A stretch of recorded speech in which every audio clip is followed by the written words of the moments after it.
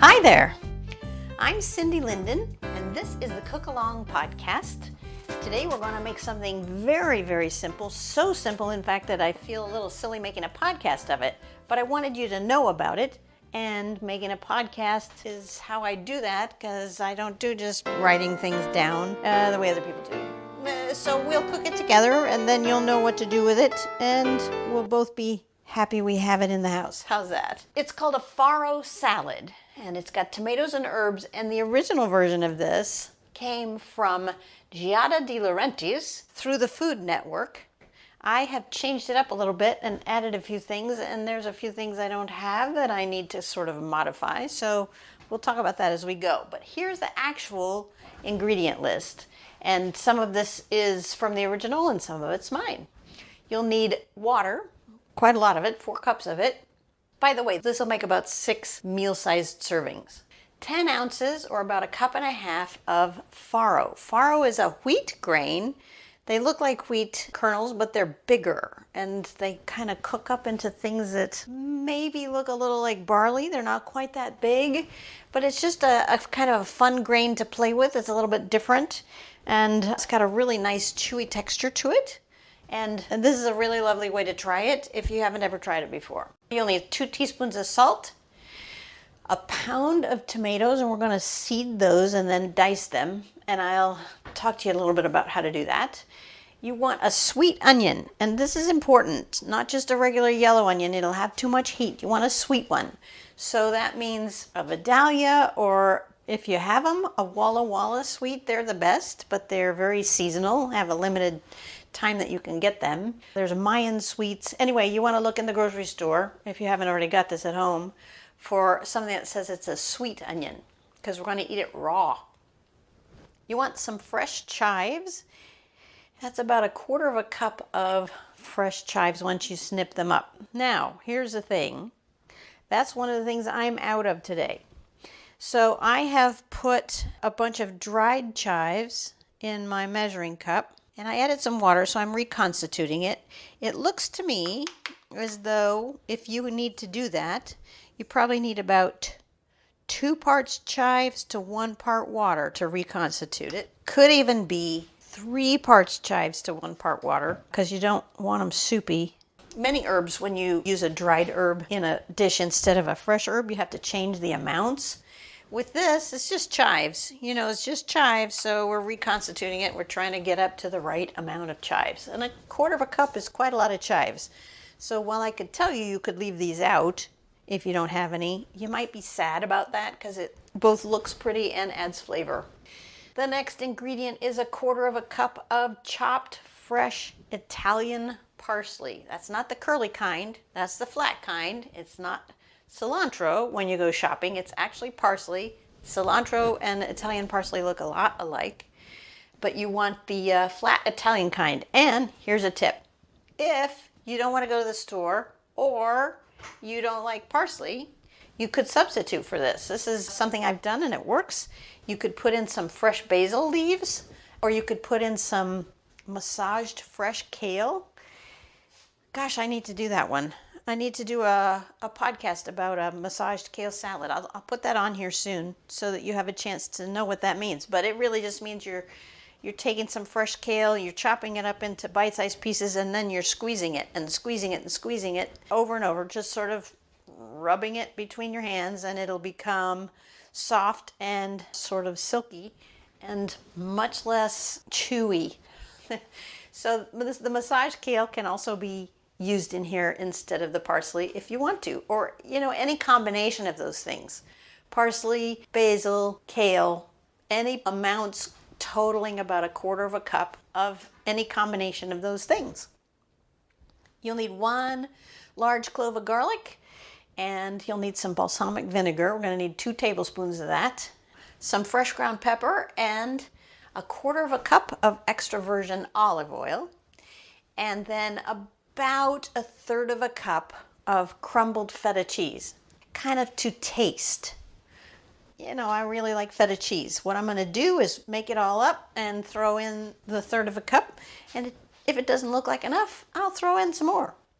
Another thing that would be really nice in here, I don't have any today, is some diced avocado, ripe avocado. I mention that because I do have 3 avocados in my house. None of them are usable. I tried a quick ripening thing I found on the web. Just so you know, there's a thing that says you can ripen an avocado in somewhere between 10 minutes and an hour if you wrap it in foil and put it in a 200-degree oven. And supposedly the gases that ripen an avocado get released and the foil keeps them in, and then the avocado softens in this really low temperature oven, and then you can turn around and use it sort of immediately. Well, guess what? It doesn't work. At least it didn't work on the one I tried it on. This was 2 days ago, and I put it in my 200-degree oven, tightly wrapped in foil, and I checked it every 10 minutes for an hour. But it came out after that hour exactly the same hardness that it went in. And in fact, I then put it in the brown paper bag I have on my counter with the other 2 avocados. And that was 2 days ago, and it's still hard. It's no more ripe than the ones that didn't spend an hour in a 200-degree oven. So I'm just telling you, when you read that stuff, you're welcome to give it a try, but it doesn't always work, and it certainly didn't work for me. I don't think there are any huge do-aheads. We're going to chop things up as we go. It's just a cold salad. I should have said that. It's a cold, well, not cold, but room temperature salad. It's just yummy. It's yummy. Okay, I am making a half recipe today, so it's only going to make 3 servings for me because there's only 2 of us in the house. So I'm going to try to tell you the amounts that you have to put in without screwing up the half amount that I need to put in. All right, step number 1. Put your 4 cups of water into a saucepan and then add to that water the farro, and that again is 10 ounces if you're weighing things, or about 1.5 cups. Oh, and probably best not to use the ones that went on the floor, although I suppose it depends on your floor. Let's just say we're not going to use the ones that fell on my floor. And then just dump that into the pot with the water. And then to that, add 2 teaspoons of salt. I know that's a lot of salt, but this stuff kind of soaks it up. So go ahead and put it all in this pot. Easy peasy. Now, we're going to bring that to a boil. So turn it up to high. Stir it all around a little bit, or shake the pan or whatever so it all mixes up. And we're going to turn the burner on to high. I have a glass cooktop. I don't know if I've ever told you that. So it heats at a different speed.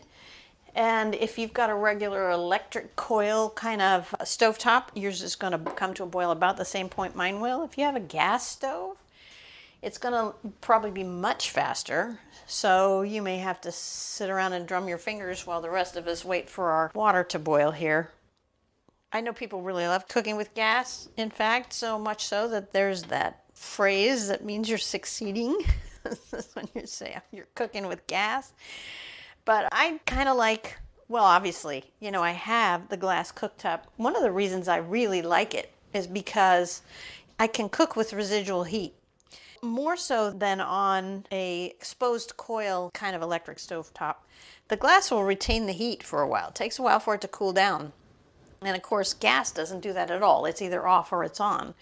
So I spend a lot less energy by turning off my stovetop while something's still cooking, because I don't need to keep generating heat because there's enough heat under the pan left in the glass of the stovetop. I like that. It means that I can turn things off that I'm afraid I'm going to forget about, and they're going to keep cooking for a while. So all we got to do is bring this to a boil, and then we're going to reduce the heat and cover it up and go do some other things while it cooks. It's going to cook for about half an hour. We're just going to simmer it until the farro gets tender. Well, what we're watching for isn't just a simmer. We want it to actually come to a boil. So, as I've mentioned in other podcasts, that's not just the little bubbles, occasional bubbles that pop.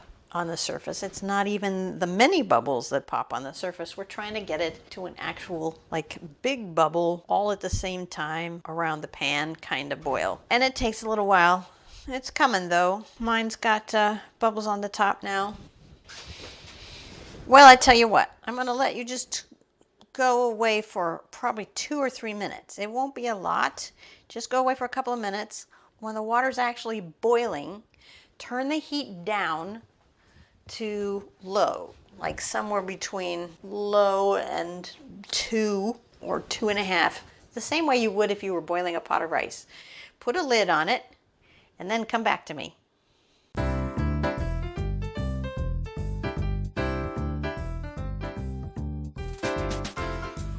Okay, set your timer for 30 minutes and we're going to do some other stuff while we wait for that to cook. So let's do the tomatoes. I have little Campari tomatoes. Romas are the easiest to do this with, just so you know, in case you're out shopping for this stuff. But any tomatoes will do except little tiny tomatoes. Although I wonder, no, I don't recommend that. No, I don't recommend that.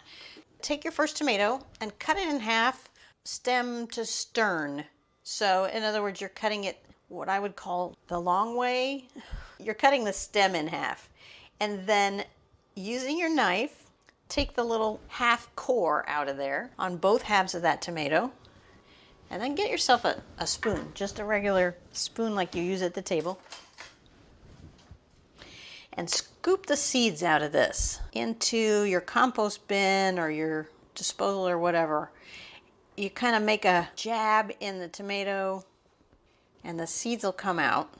You want to keep the meat, and I hate to say it, but ditch all this juice and these seeds. I described this probably better in another podcast. I have a podcast on oven-dried tomatoes, which are really yummy. And I go through this process a lot more meticulously. So if you're curious, you could check that podcast out.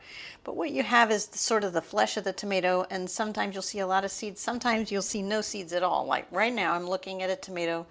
There are no exposed seeds at all. So I'm going to poke the point of the spoon in close to the edge, and underneath is this whole bunch of seeds and juice, and I'm just using the spoon to scoop those out. Why are we doing this? Well, because the seeds aren't helpful. They aren't necessarily attractive, and it's too soupy. It'll make your dish much too wet. And then you're going to continue to do this with the rest of your tomatoes, if you have many. A pound of tomatoes is a lot of tomatoes, regardless kind of how big they are. So take the little core out, scoop the seeds out with your spoon, punch underneath whatever's in the way to get to the seeds and juice that are underneath. There we go. The ones that I'm using, the seeds kind of hide. And unfortunately, these have a lot of seeds and juice in them. Unlike, for instance, the Romas that I was talking about. Those are really nice because there's probably more meat than there are seeds and juice. And that doesn't seem to be the case with these little Campari tomatoes that I'm using today. But it's what I had in the house. And it's not homegrown tomato season, unfortunately. I wish they could figure out a way to make that happen year-round, because you know as well as I do that these things we buy in the store, so I'm starting a third tomato now, bear absolutely no, well, all right, very little similarity to the kind that you grow in your garden. They just aren't the same. The flavor is different, the texture is different, sometimes the color is different. Mostly it just tastes like it's a completely different fruit. Fruit. That sounds like a weird thing to say, but yes, I'm trying to be correct here. Getting the seeds out. I hope you weighed your tomatoes ahead of time. Although, you know, this is not a precise recipe. It doesn't matter if you have a few too many tomatoes or a few too few tomatoes, or like I said earlier, what some people might regard as too much feta cheese. I'm a person who believes there's no such thing as too much cheese. Exact amounts aren't important. So about a pound of tomatoes. And yes, it's a lot of tomatoes, but you'll be glad they're in there. Now my last tomato, Scooping out the seeds. Oh, I forgot to core this one. Let's fix that. Scooping out the core. On these little Camparis, I actually often just don't even core them when I put them in a salad or something. I just eat it. They're so small and they're not tough and you don't even know you're eating it. So why work so hard? All right, and that would be now all the seeds from my tomatoes. Now all I gotta do is chop them up.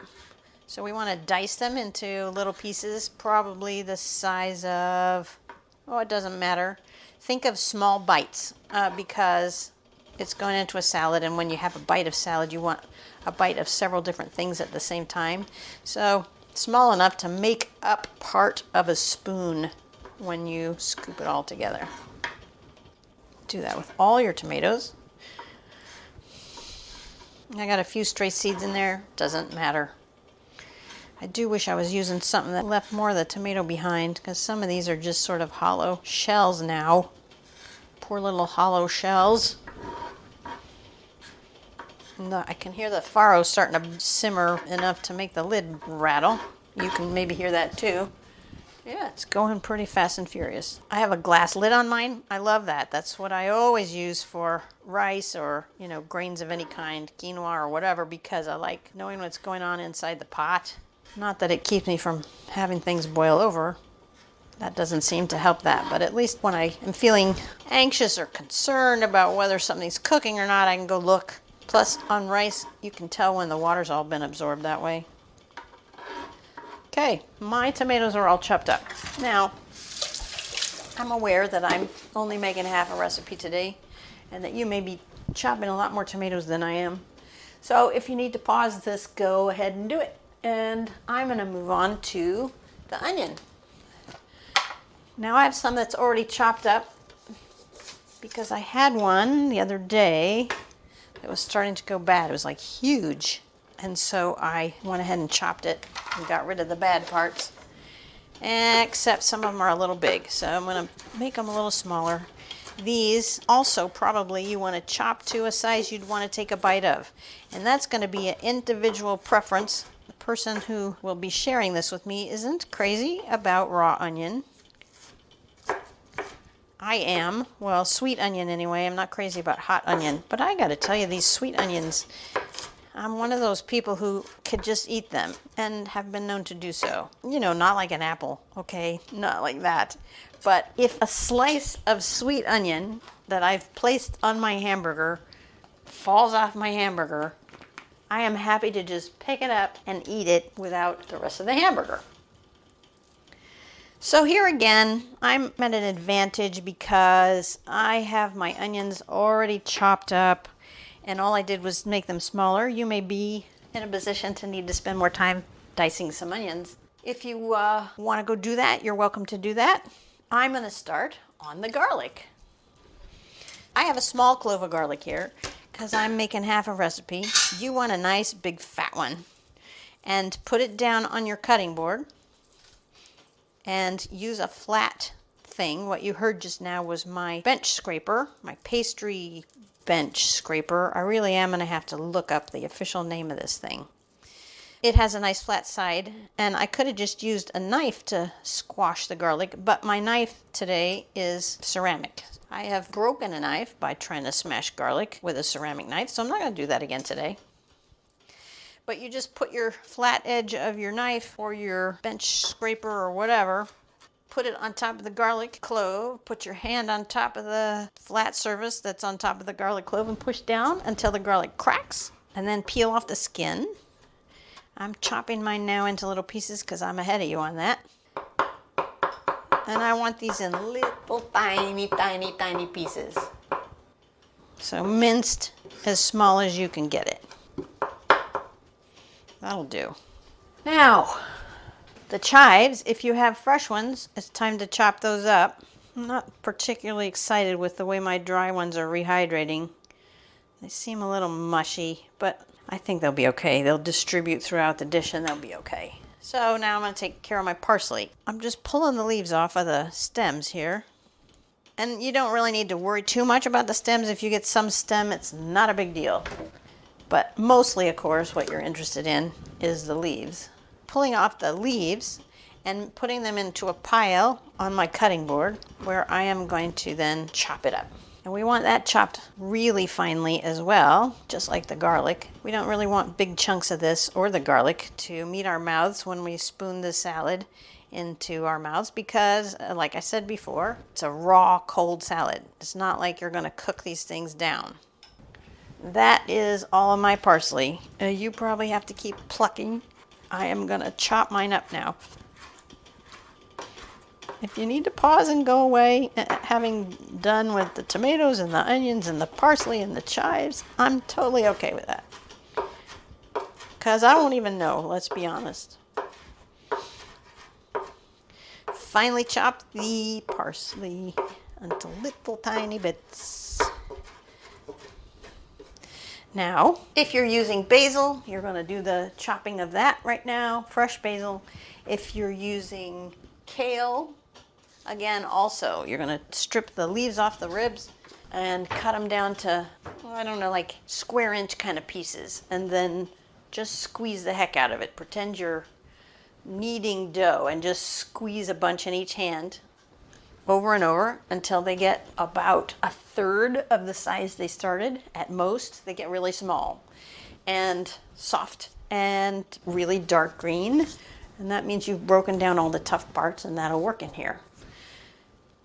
Oh, let's see. The next thing, I want to get my feta out of my refrigerator. I have some that's already crumbled, which I don't usually buy because it's usually more money to buy it already crumbled. This particular time, it was actually cheaper to buy it this way, which works for me because now I don't have to really, oh, you know what? I started to say I didn't have to do it, but I do. The pieces are too big. And you're going to want about a third of a cup of this. And you can go ahead and get that ready to go in. So chop it up, crumble it up, make it smaller, do whatever you need to do so that everything is ready to go in when the farro gets finished cooking. I have a feeling I'm going to want more feta than this. If you like cheese and you like feta and you like salt, you're probably going to want a little more also. I'll start with what I said though. I won't beef up the amount until I see how it looks in the salad. Yeah. Kind of love it. Salty, sour, cheesy. Let's see. I have 13 minutes left here on the farro. I think I'm going to go to the next step, which is to make the dressing. There's a sort of a vinaigrette, which you probably figured out from the list of ingredients. This is not a hard thing to do. I'm going to put it together into a little dish and have it be ready and waiting when the salad is done. So, into a little bowl. Get a bowl that's big enough to whisk stuff together, keeping in mind you're going to use a whole quarter of a cup of olive oil.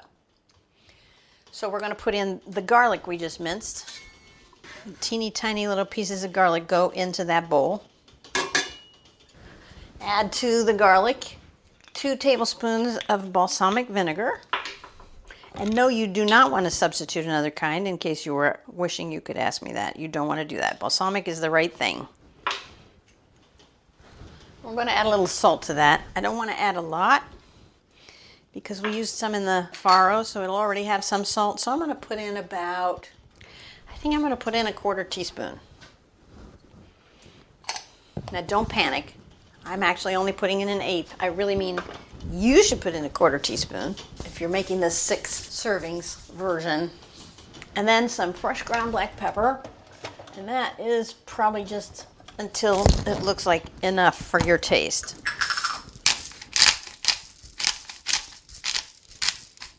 If you really like ground pepper, go to town.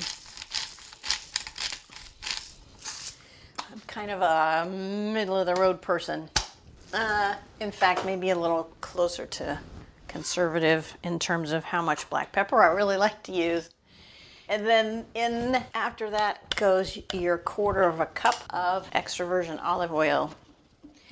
And now I'm in a pickle because I'm trying to use 1/8 cup, and my 1/8 cup measure is what has my chives in it.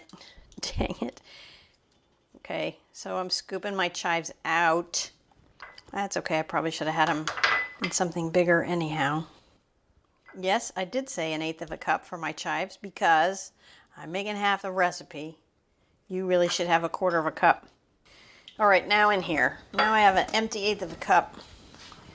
You should have an empty 1/4 of a cup. Fill it up with your extra virgin olive oil and pour it into the bowl with the vinegar and garlic and salt and pepper. It seems like a really simple vinaigrette, and it is. I mean, you may be thinking, oh, it should have more things in it, but it really doesn't need it. Because you're going to add, you've got the parsley or the basil, and those add some pretty intense flavor, and it just doesn't really need a lot. It just needs something to kind of highlight. It's like a highlight. Now, everything is ready here in front of me. So I've got the parsley, the onions, the tomatoes, the feta, and the dressing. And all of those things are going to go in with the farro after we're done. I have 8 more minutes here on my timer. I'm going to go away for those 8 minutes, and I'll come back to you at that time, and we'll finish this up.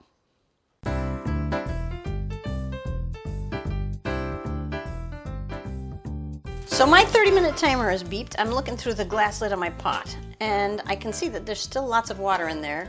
When you take the lid off of yours, if you don't have a glass lid, you'll probably find the same.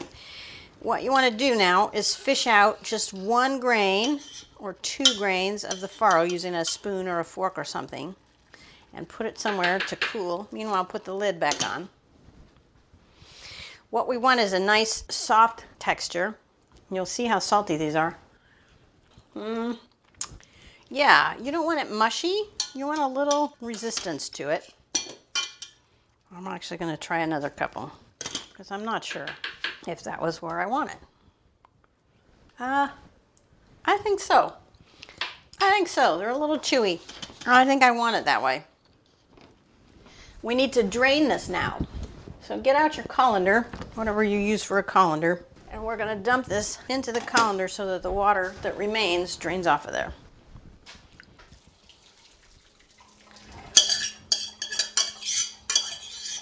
Okay. That's that. Turn your stove off. Let this just drain for a minute. Take that and pour the farro now. Shake some of the water off of it. Pour the farro into a large bowl, and it's just going to sit there and cool. Which means I'm going away again. Just leave it in the bowl. We don't want it to cook the tomatoes or melt the feta, so it just needs to sit and cool for a bit. You can leave it on your counter, or you can put it in the fridge, whatever you want to do. When it's cool enough that you really don't feel any heat coming off of it anymore, come back to me, and we'll stir in the rest of the stuff.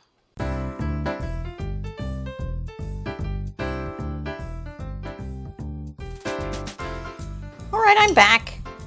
This is still warm, but just barely warmer than my hand, so it's not warm enough to melt anything or cook anything. This is a salad, by the way, you don't want to serve cold. You can refrigerate it, and it'll even get better over the course of a couple of hours or a day. But before you serve it, you want to bring it back to room temperature because it'll be better than if it's cold. Okay, now the quick and easy part. Everything that's left, we're just going to dump in here. So here go my strange chives and my parsley and my onions. They all scooped up onto the bench scraper at the same time, so that's fine. And my tomatoes. And I have some leftover shredded zucchini I'm going to throw in here. It's not cooked. I think it'll still be okay, and it'll provide some extra color and texture. I have this left over from a recipe I made with you guys about a week ago called One Pot Cheesy Mexican Lentils, Black Beans, and Rice. Yummy stuff. That's long gone, but I have zucchini left over, and I think I probably just put way too much in. I'm taking some of that back out. So if you've got leftovers, you could throw it in here if you want. And then the feta. And then we're going to just stir all that up.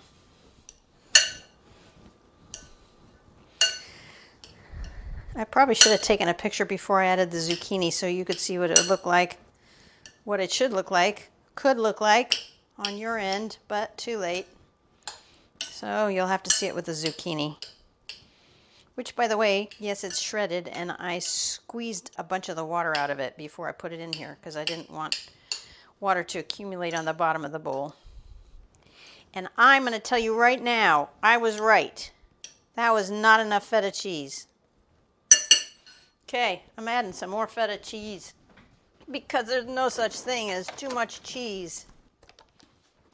In she goes, and I'm not even measuring it this time. I'm just doing it by sight. Have to crumble it as I go. Oh, that was way too big. I'm going to guess that by now I've got half again, as much as what I told you. So you add 1/3 of a cup. Let's say it's probably closer to 1/2 of a cup now. Oh, I'm not sure it's enough even now. I do think I have room for the rest of this zucchini, so I'm putting that back in. And just one more dash of the feta. Because.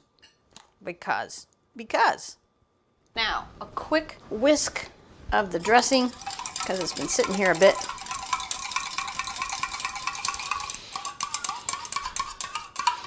And we'll pour that on too, right onto the salad.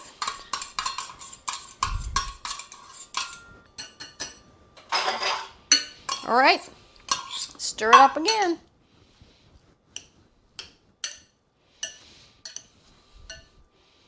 And this is it. This is all that has to be done. Very simple, very yummy, very nutritious, very colorful salad that you can eat as a salad or as a main dish, which is what we're doing tonight. This is our dinner. I think it's probably prettier without the zucchini. But like I said, you get what you get because this is what I did. So that's what the picture is going to have, is the zucchini. If you want to see the list of ingredients ahead of time, the place to see that is the website, which is the Cook Along Podcast. And there you will also see the pictures of the finished recipe and some pictures I took as we were working along the way. You can also find there something to have as an accompaniment to this. I have some lovely little appetizer things that might be good with this. Wow, I can think of one in particular, but you'd have to have puff pastry dough in the house. And that is you'd have to have pesto as well. I think it's called cheesy pesto twists or something like that. Or maybe you're looking for dessert. I put on some lovely scones the other day, although that's kind of a breakfast thing, but there are a ton of cookie recipes because cookies are kind of my favorite thing to cook. So you'll find a bunch of cookie recipes on the website, thecookalongpodcast.com. I think that's all I have to share with you for today. And so until next time, happy cooking!